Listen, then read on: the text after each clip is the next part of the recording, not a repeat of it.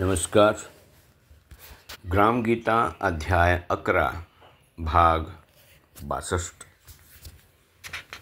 संत तुकडोजी म्हणतात, संघटनेतील सदस्यांची निवड करताना त्यागी, निर्भय आणि चारित्र्यसंपन्न लोकांची निवड करावे. गावातले जे शुद्ध मनाचे सेवक असतात तेच वेळ प्रसंगी सैनिकाची भूमिका बजावू शकतात.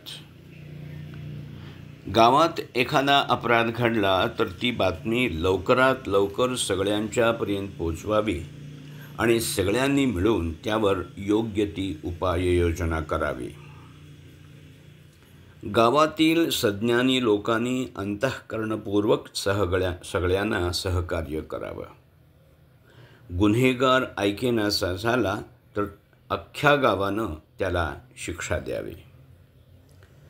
समजूतदार माणसं आमिषाला बळी पडत असतील तर त्यांना वेळीच सावध करावं आणि ऐकलं नाही तर त्याला बाहेर घालावं.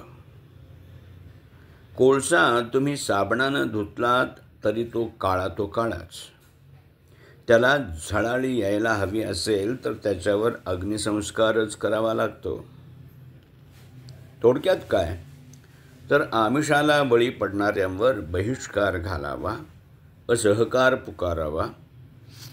म्हणजे नाक दाबलं की तोंड उघडतंच हे लक्षात ठेवावं. अशा माणसांना गावातून बाहेरच काढावं. चांगल्या गोष्टींचा संग्रह करावा आणि वाईट गोष्टींचा निषेध करावा. चांगल्या गुणांचं पालनपोषण करण्यासाठी सगळ्या गावानं झटलं पाहिजे. अशी जर का तयारी असेल तर गावाचा स्वर्ग बनायला वेळ लागणार नाही. गाव हे न्यायाचं भांडारच होईल. गावाचं नशीब उजळेल. आणि जर असं केलं गेलं नाही तर टक्के टोणपे खाण्याशिवाय गावकऱ्यांकडं कोणताही उपाय असणार नाही.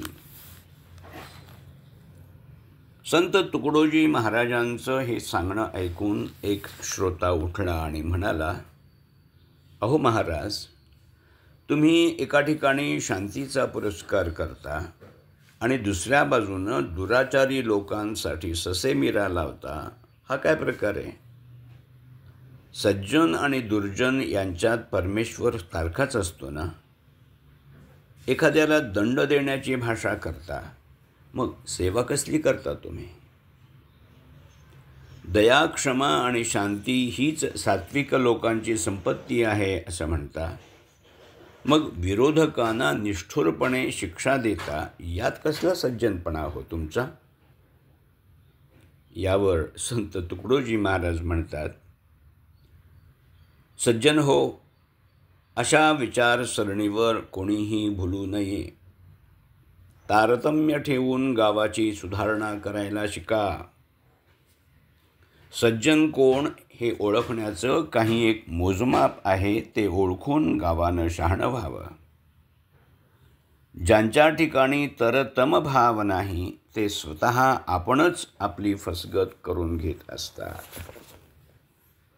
अहो, ज्याला चोर बाजार करायचा असतो त्यालाही इमानदार नोकरच हवा असतो. पण त्याचं त्या नोकराला पुण्य लाभेल काय? साधू संत हे नेहमीच सत्यासाठी झिजत आलेले आहेत. त्यांनी राजे रजवाड यांची इच्छाच ठेवली नव्हती. जगात अनेक राजे होऊन गेले, पण त्या सगळ्यांनाच त्यांनी पूज्य मानलं नाही. म्हणून म्हणतो, कुणी कुणासाठी देह झिजवायचा हे आधी ठरवावं, मगच सेवेचं व्रत स्वीकारावं. आणि हाच मानवाचा खरा धर्म आहे. क्रमशः